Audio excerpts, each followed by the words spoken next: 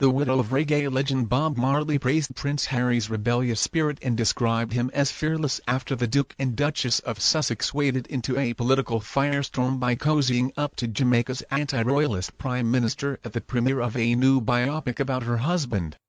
Mail Online can reveal the Duke made a beeline for Rita Marley, 77, who is in poor health and in a wheelchair, and gallantly kissed her hand shortly before the One Love film began. Her daughter Stephanie, 49, said, My mother is fond of Harry and loves his spirit as well as his rebellion against the status quo. She likes that he seems fearless and stands up for what he believes is right." The Sussexes were criticized for posing on the red carpet alongside PM Andrew Holness, who was accused of ambushing Prince William and wife Kate during a state visit in 2022 when he told them his country would be moving on from the British monarchy. The former British colony gained independence in 1962 but retained the king as head of state, something Mr. Holness has vowed to end by 2025. Mrs. Marley first met Harry during his visit to Jamaica for the Queen's Diamond Jubilee in 2012, and the pair have stayed in regular touch with the Duke, sending her personal gifts. It's understood only a handful of high-ranking Jamaican officials were aware of the trip, which was paid for by film studio Paramount Pictures. The night before last Tuesday's premiere, sources on the island said the Sussexes spent the night at the five-star Half Moon Resort in Montego Bay, where four-bedroom villas are $4,300 a night. The Mail has been told Harry and Meghan stayed in the upscale Eclipse section of the property, which has its own private beach, swimming cove and security, making it exclusive even within the opulent resort. Previous guests have included the Kennedy family and royals, including King Charles and the late Queen.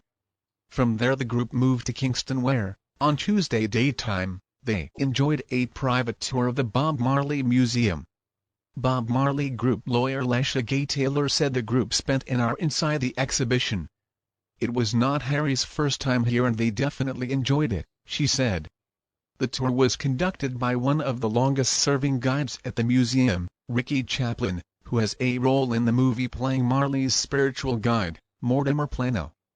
After Tuesday's premiere, Harry and Meghan joined 60 revelers at an after-party at the five-star Terra Nova Hotel in Kingston. Sources say the Sussexes were in high spirits and appeared relaxed as they enjoyed cocktails at the bar, which was closed to other guests. The Sussexes had flown nearly 2,500 miles from their home in Montecito to Montego Bay last Sunday aboard a private Gulfstream 4th jet, chartered by the film company last weekend. Paramount CEO Brian Robbins and his fashion designer wife Tracy are friends of the couple and own a $17 million weekend home in Montecito, a stone's throw from the Sussex 16-bathroom mansion. Mr. Robbins, a former child star, also owns a $25 million home in Beverly Hills and is considered one of Hollywood's most powerful men. A source said, Brian bought his first house in Montecito from Ellen DeGeneres, who is close to Harry and Meghan. Montecito is a small town and everyone knows each other. Tracy is a doll, a wonderful woman who is down to earth despite having so much wealth and privilege. She's incredibly discreet. Ironically, Paramount owns the Comedy Central channel, which aired the brutal South Park episode which mocked Harry and Meghan for their worldwide privacy tour.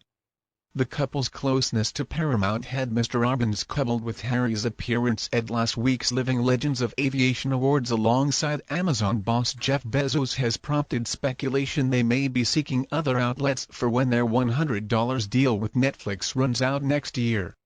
A source said, "It's no coincidence that Prince Harry has been with two of Hollywood's major power brokers within the past 2 weeks.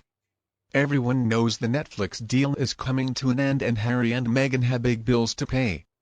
They knew this trip to Jamaica would play well with the audience they are trying to appeal to, which is young and diverse. I don't think they give a damn what the Brits think. This is all about building their brand." A high-ranking Democratic Party source in the U.S. said the optics of this week's visit would be good for Meghan, who is known to have political ambitions. It's election year and Meghan will be actively involved in the anti-Trump campaign. This week made her look cool and relevant. The Sussexes have warm ties to Jamaica in stark contrast to the Prince and Princess of Wales, who were accused of looking colonial during their state visit in 2022 when they drove past locals in an open-topped Land Rover and shook hands with well-wishers through a metal